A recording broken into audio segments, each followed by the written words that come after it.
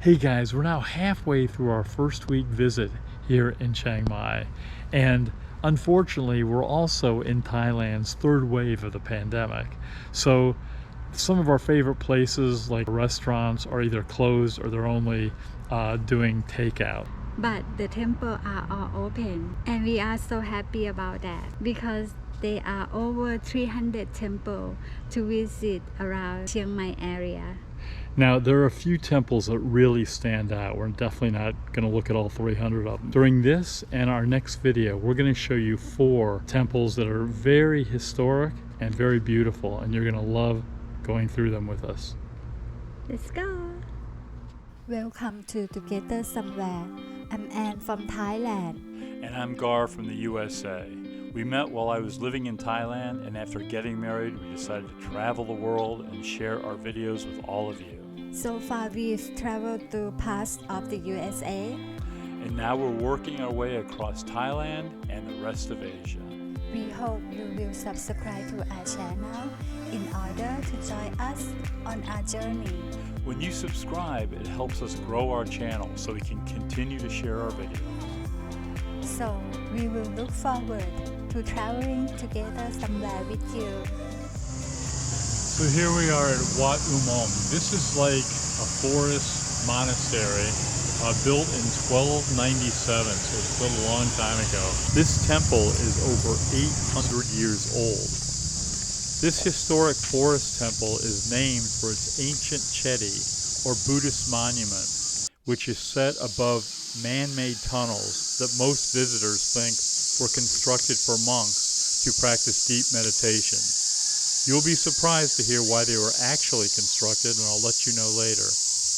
The forest that this wat is set in adds to the serenity and enjoyable hiking around its grounds. The monks who live here raise cows, deer, chickens, and even English bull terriers. There is also a scenic lake on the property, adding to its beauty. So let's enjoy our trip around Wat U Mong together. So we're right here. We're going to be walking up to to view the chedi, and also there's some tunnels under here that we want to see. And we're going to try to wander over here. They have a lot of fish and ducks and even some deer are out here. So we're just going to go up here first, and then we're going to wander around the ground. These are called knowledge trees, and these are basically,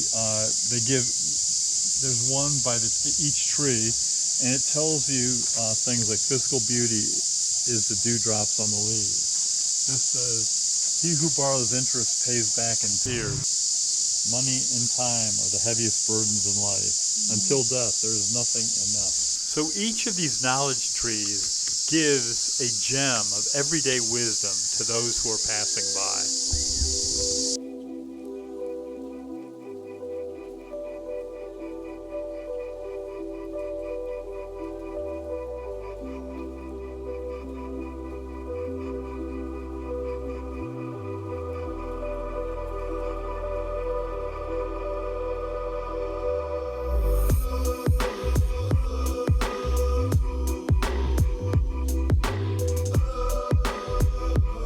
So these caves we're about to walk in, a lot of people think they're meditation caves, but they were actually built because of a very famous monk who was here at the time. He was senile, a little deranged, and he'd walk the ground sometimes for days at a time. So the king at that time actually built these caves, and you'll see pictures in here supposedly of bushes and stuff and a Buddha at the end. So the monk could walk through here instead of wander the grounds and get lost. It's kind of an interesting story. Basically, king protected monk. Yeah, the king was protecting the monk. And here's another picture of the murals that used to be inside the tunnels. So all these caves are interlinked, and there's a Buddha at the end of every hallway. So we're walking in the main entrance now.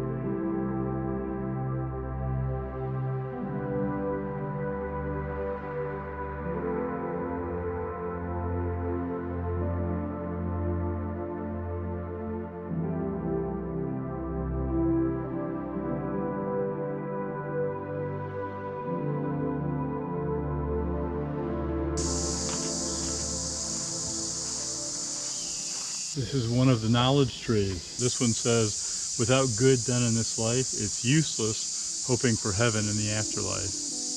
I like that.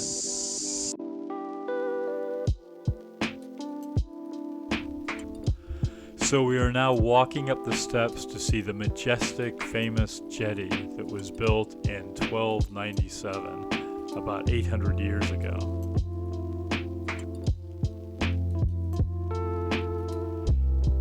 As we look at it, it just looks so awesome. There is one problem, however, and that is if you focus on the top, you will see two huge hornets' nests. And hornets are buzzing around all over this platform. So we're going to walk down pretty quickly because we don't want to get stung.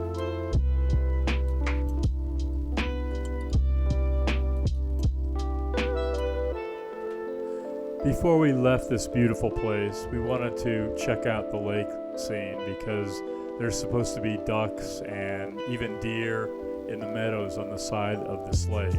Unfortunately, it was starting to rain and we didn't get to see anything except a few birds flying away.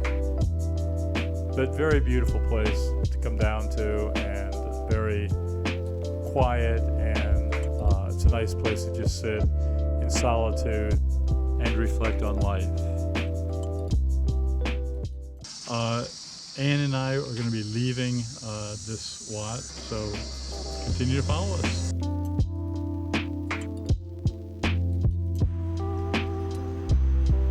Hey guys, now we're at one of the most famous Wats in Chiang Mai. This Wat is called Wat Suan Dok. It was built in the 14th century, and at one time this was the garden of the royal family. Also on this site is a large Buddhist university. The name's this long I can't pronounce it, but it's also on this site. Wat Suan Dok Temple, built in 1370, houses several structures of historical significance.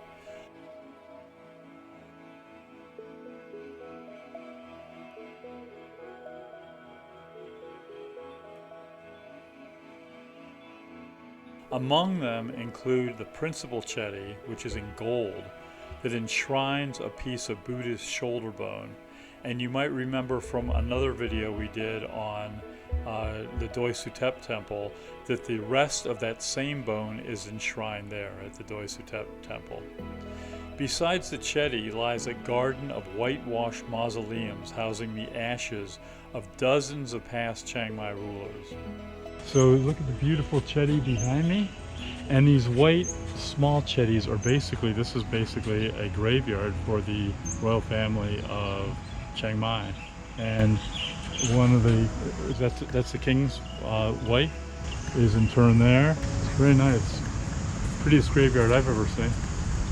On the other side of the chetty, there's a large open-air assembly hall, which is beautifully decorated and with two large golden statues of Buddha. These are two of the largest Buddha statues in Chiang Mai.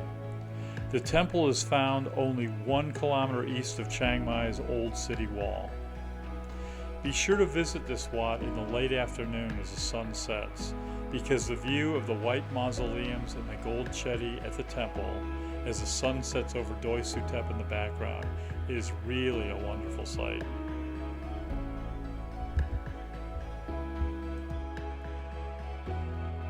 After spending all day viewing these incredible temples, we are now heading to a nearby mall, Airport Plaza, for a snack.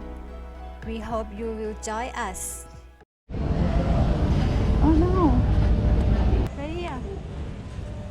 So here we are at Airport Plaza, and I spot my favorite dessert, which is Conio Mamwang, which is mango and sticky rice. I just love this stuff, and she's making me up a big batch of it for 60 baht or $2. Let's watch her make it. We make a fresh mango.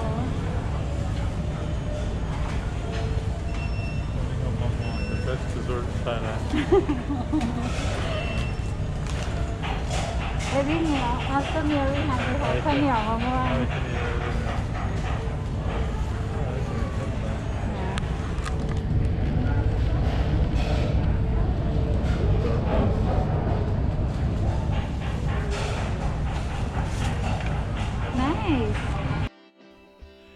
here we are at one of Anne's favorite snacks. It's called roti with sugar cane. Look at how this guy makes roti. It's incredible. It's like it just sticks on his hands. And he's going to make Anne a big batch of those rotis, and then he's going to give her a big bag of sugar cane. And that's good for about 2 days. And that only costs 50 baht, or about $1.50. So we're sitting down to eat, and it looks like Anne has some ice cream too, which I'm trying. Oh, fantastic. It is a combination of coconut milk ice cream, Thai tea ice cream, and chocolate peanut butter ice cream. And that only costs 50 baht. Hello. Okay, now try your. Come to Thailand and try all their interesting desserts. This is Wat U Mong, which is mango with sticky rice. Sticky rice is a little sweet, and it goes great with this mango.